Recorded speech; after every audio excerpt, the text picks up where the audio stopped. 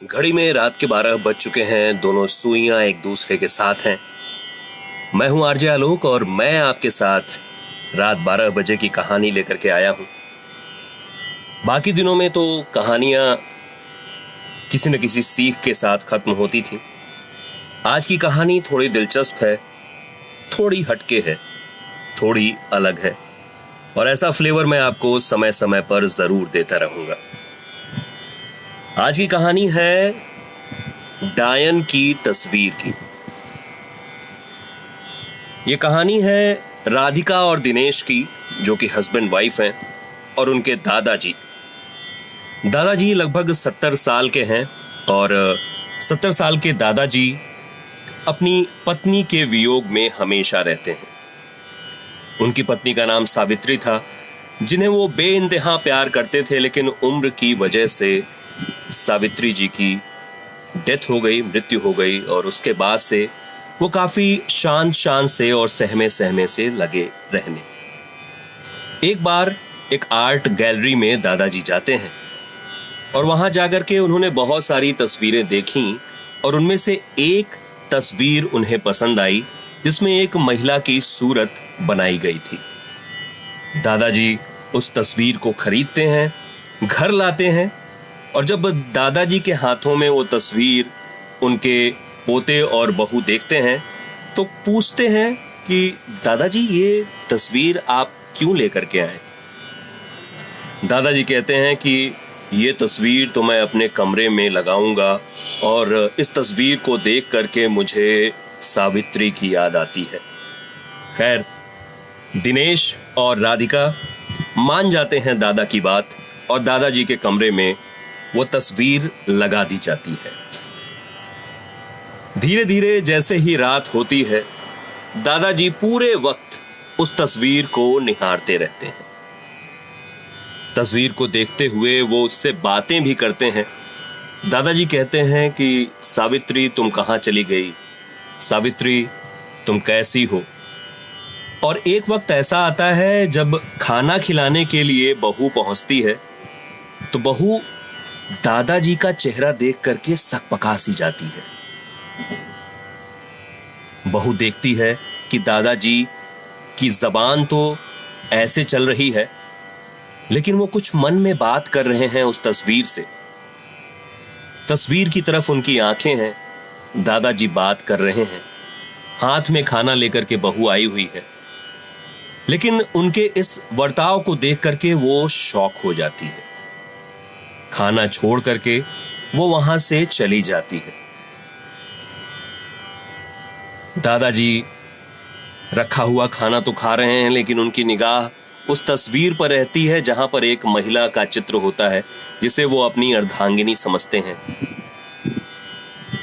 महिला का चित्र निहारते हुए, खिड़कियों से होते हुए जब चांद का प्रकाश उस तस्वीर पर पड़ता है तो उस तस्वीर से एक मोमेंट की आवाज आती है। वो तस्वीर हिलने लगती है और उस तस्वीर से आवाज आती है कि तुम्हें मेरा इंतजार था, तुम मुझे जानबूझ करके यहां पर लाए हो ना। इतनी सी बात सुन करके दादाजी की आंखें बड़ी हो जाती हैं और उन्हें लगता है कि सच में सावित्री उनके पास आ गई है। उस तस्वीर से एक महिला बाहर निकलती है, बहुत ही खूबसूरत महिला, और वो आकर के दादाजी के करीब बैठ जाती है। लेकिन जब चांद का प्रकाश उस महिला के ऊपर पड़ता है तो धीरे धीरे उसकी शक्ल बदलती जाती है और एक डायन का रूप ले लेती है, जिसे देख करके दादाजी की आंखें बड़ी हो जाती हैं, शॉक हो जाते हैं, जबान से कोई बात नहीं निकलती है। लेकिन वो महिला, वो डायन, जो डायन का चेहरा था, वो दादाजी के माथे को चूमती है और कहती है, आने वाली पूर्णिमा को मैं तुम्हें यहां से लेकर के जाऊंगी। दादाजी शॉक हो जाते हैं वो महिला वहां से चली जाती है। सुबह होती है और जब सुबह होती है तो दादाजी की बहू उनके पास पहुंचती है और देखती है कि दादाजी के चेहरे पूरे सुर्ख से हो रखे हैं और पूरे कमरे से एक अजीब सी बदबू आ रही है। दादाजी शॉक हैं, कहना चाह रहे हैं लेकिन कुछ कह नहीं पा रहे हैं। बार बार वो उस तस्वीर की तरफ ऐसे उंगली करके कहते हैं, पूर्णिमा, पूर्णिमा, पूर्णिमा।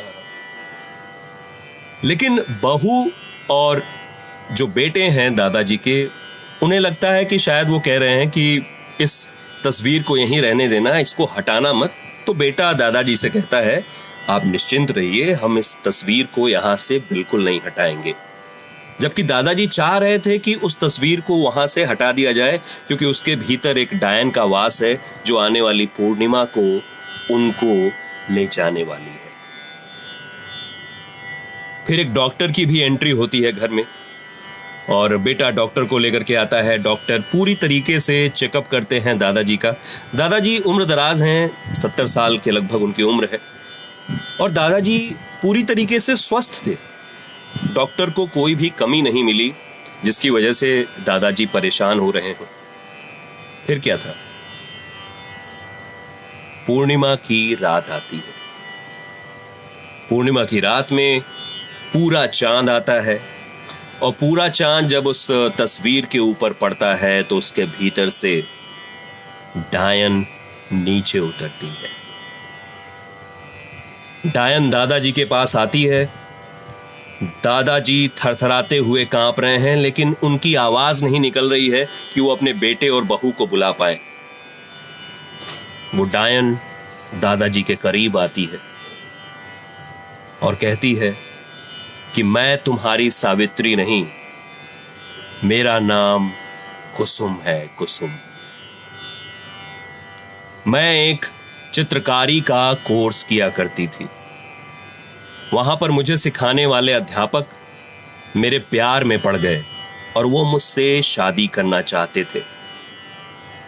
मैंने मना किया तो उन्होंने मेरा कत्ल किया और मेरे रक्त से मेरा चित्र बनाया और वही चित्र आप घर लेकर के आए हो। मेरा कत्ल पूर्णिमा की रात को हुआ था और आज पूर्णिमा की ही रात है। आइए, मैं आपको अपने साथ ले चलती हूं। भयावह चेहरा, आंखें बड़ी बड़ी। वो महिला दादाजी के करीब आती है, रक्त की प्यासी, और झटके से सब कुछ खत्म हो जाता है। दादाजी का देहांत हो जाता है।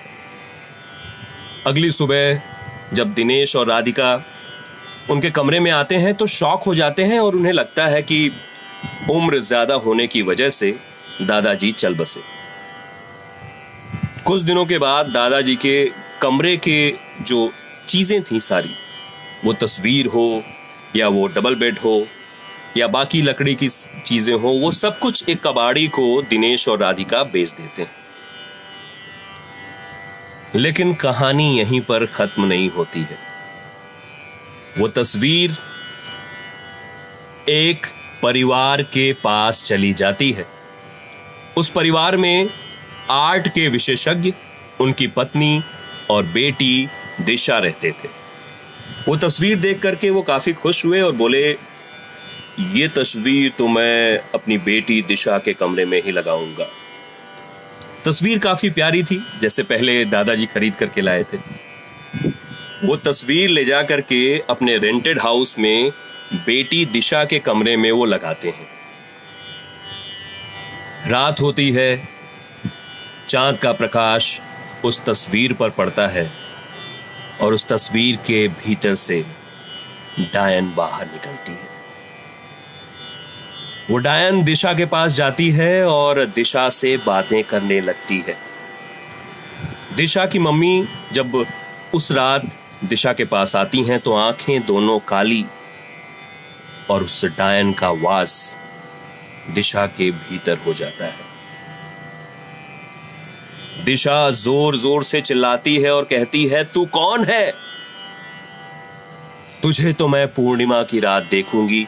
मां परेशान हो जाती है, मां बिलखने लगती है, अपने पति को बुलाती है, पति भी परेशान, और एक बार फिर से उस लड़की के दोनों हाथ बांध देते हैं माता पिता और डॉक्टर को बुलाते हैं। डॉक्टर वही जो दादाजी के पास गया था इसके पहले, जब वही तस्वीर दादाजी के कमरे में थी। डॉक्टर आता है, चेक करता है, दिशा नॉर्मल, जैसे कि दादाजी नॉर्मल हुआ करते थे। लेकिन डायन ने तय कर रखा था कि वो पूर्णिमा की रात फिर से आएगी। पूर्णिमा की रात आती है, उस तस्वीर से डायन बाहर आती है। पिता और माता दोनों करीब हैं दिशा के, लेकिन वो दिशा के भीतर समाई रहती है और सिर्फ एक ही बात कहती है,